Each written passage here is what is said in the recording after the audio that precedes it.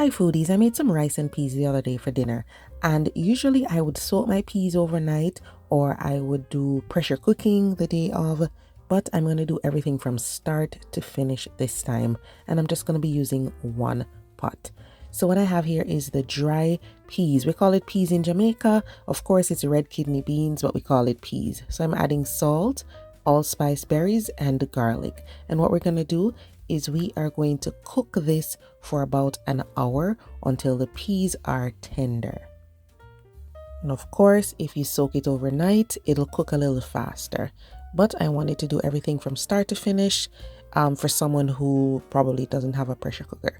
So after cooking this for an hour, the peas are tender. Some of them are a little softer than some, but generally they are cooked. All right. So what we're going to do now is we need to add some flavor to this pot, and we need to add some coconut milk, because if you know about Jamaican rice and peas, we need to have that coconut milk. So I'm going to pour that in here and then give that a stir, and we'll add the other ingredients. So I have garlic, scotch bonnet, I have thyme, pimento, scallion, a little ginger, which I add sometimes and not all the time, and sugar, which is optional. So in goes the garlic, some sugar, and that's optional, some fresh thyme, scallion, and the ginger and pimento. I don't use the ginger all the time, and sometimes I'll even add a bay leaf, but those are optional, okay? Then we're just gonna cook this for about 5 minutes, and we will add the other stuff.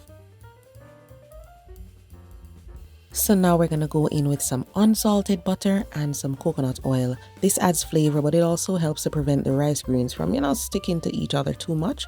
So give that a stir, and then we're going to add the rice. So you can use some long grain rice, you can use jasmine rice, even basmati rice. I love basmati rice. So what you want to do is make sure you rinse that rice several times until the water runs clear. That helps to remove the excess starch. And at this point, guys, make sure your liquid is not more than an inch above the rice. If you need to add more rice, go ahead and add more rice at this point, okay? Then I'll add the scotch bonnet peppers for flavor. I don't want the rice and peas to be too spicy.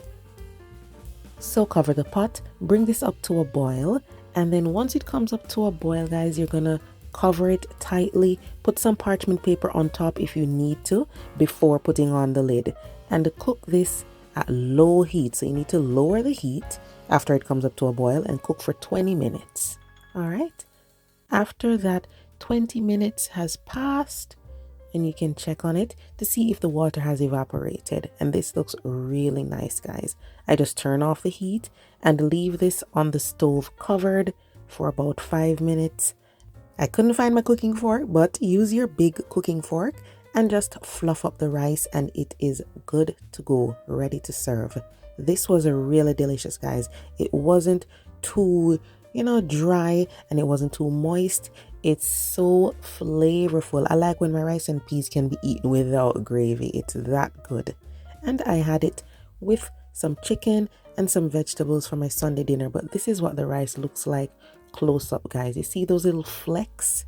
I love when the rice and peas has those little flecks of red from the red peas, and the coconut milk is so good. But that's it, guys. Rice and peas from start to finish, no pressure cooker needed, and it was really delicious. Thanks for watching, and I'll see you next time.